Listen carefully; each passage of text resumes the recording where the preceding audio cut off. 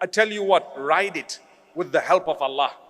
There will come a day when you will forget that you actually went through such distress. You lost your job, it's okay.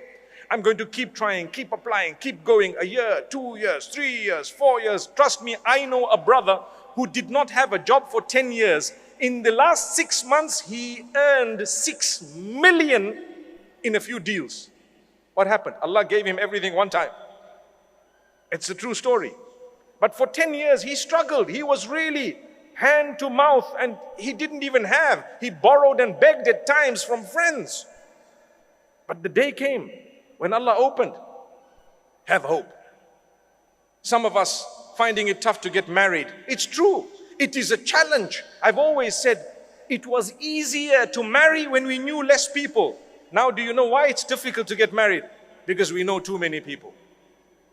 You might laugh at me. It's a fact. You know too many. Your standards are up the roof. Go to paradise and you'll still be looking for that person. Where are they? Hey, they don't exist. It was all Photoshop, by the way. You got to lower your standards sometimes. Relax. You marry a human. They're going to have good and bad.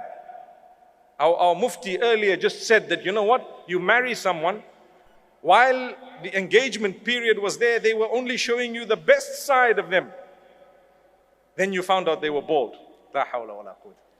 It's okay. No, that's just an example. But then you found some of their characteristics that were really terrible. Allah wants you to help them through that. For as long as it's not something absolutely unacceptable, I'm not at all promoting that you live with someone who's abusing you completely and doing something terribly wrong. But I am saying, you know what? They won't be some ideal human that's actually perfect, because there's no perfection. I have flaws, you have flaws, we all have flaws. So that's what will happen. You're finding it difficult to get married? There will come a day, on condition that you keep trying and you connect with Allah and you don't worry about how old you are. People say, so rude, so rude, so rude. You're past your sell-by date. I mean, do I look like a box of drink or something?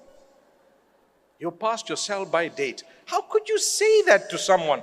How dare you say that? You could have married early and perhaps your marriage may not have worked. And here is a person, they may not be married at the age of 40, but they're going to marry someone such that they will never regret the long wait. They will forget that we waited so long. Don't worry, that heart, Allah will not break it beyond a certain point. You have to be strong.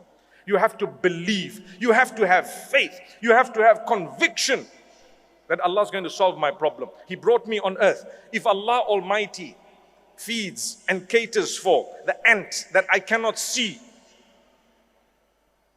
do you really think He's going to miss you and I? He missed me, but He got the ant under my feet. It's impossible. He has your back. Allah knows you exist. He knows you personally. And He knows everyone personally. He knows your problems, your difficulties, your hardships. He knows everything.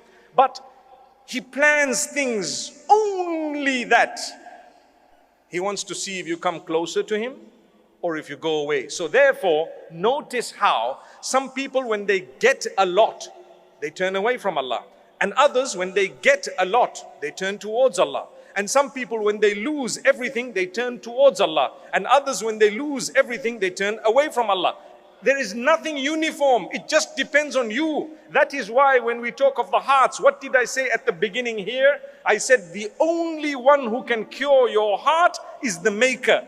Allahumma ya muqallibal qulub, thabbit qulubana ala dinik. Oh Allah, who turns the hearts, turn our hearts towards your obedience and towards what pleases you, towards the faith that you've chosen.